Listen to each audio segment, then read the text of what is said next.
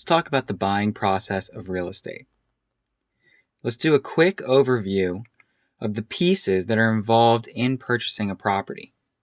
This is going to apply whether you have financing or you're paying in all cash, although some pieces may be different. But your first step is really to select a great agent or a real estate broker.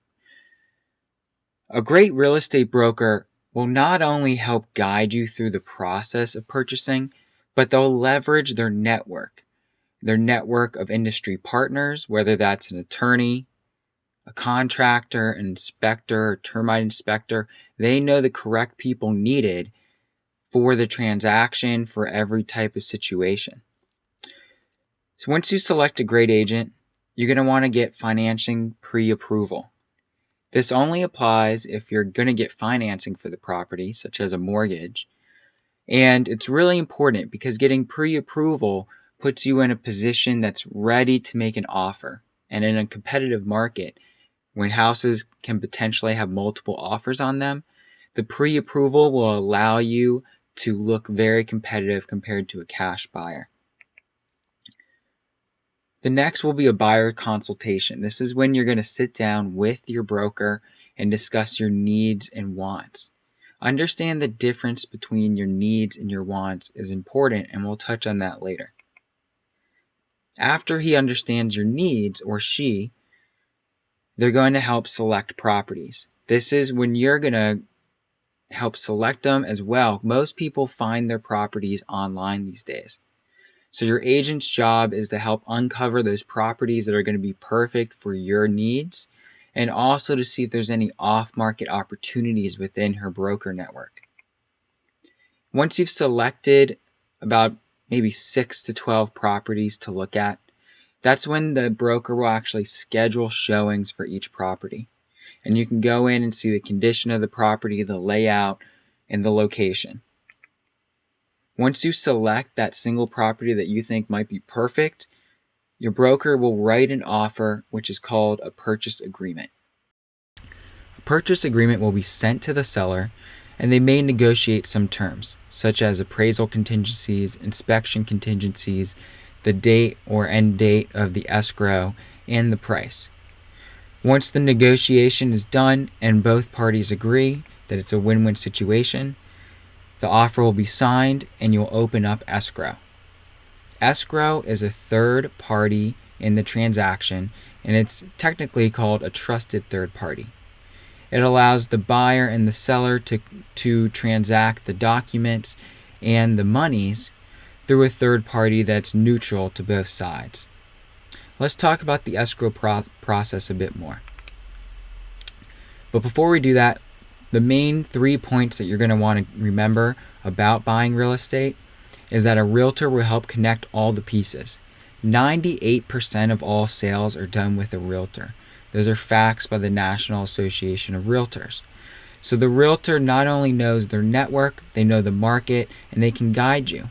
The best part about getting a broker when you're buying is generally they're paid by the seller and the seller's commission percentage, which means a realtor will do all that work for you and you don't even have to pay a penny.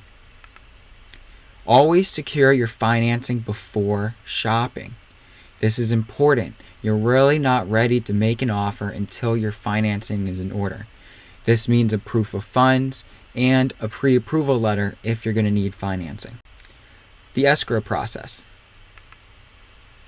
If you're going to obtain mortgage financing, there's a few extra steps involved with that process. This includes conducting inspections. This will be uncovering anything that could be wrong with the property, from the piping to the flooring to the ceilings. Anything that's not working, your inspector should uncover. Then you're going to conduct a title search. This is looking for liens or any other parties involved with that piece of property.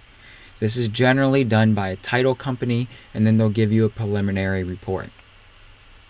And then you'll remove any encumbrances, any clauses that may be, contingencies that may have been negotiated with the deal. Generally, this is the appraisal and the inspection contingency.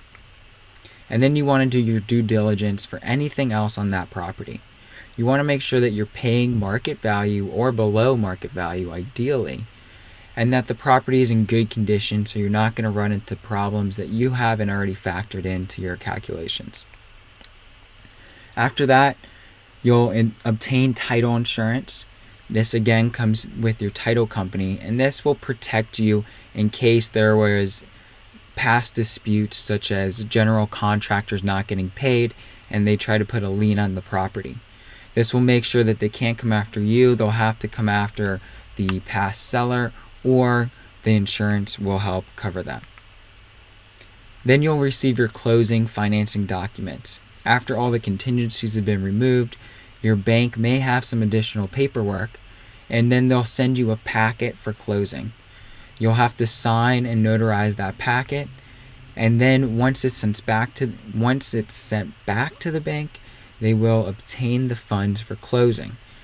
They will wire this over to the escrow company, and then the escrow company will close on the property. This will allow the title company to change the title holder into your name or your company's name. And then you have your new home. So this is the basic overview of this process. Don't get discouraged. It seems like a lot of moving parts, but it's really quite simple. You just have to know the nuances of each.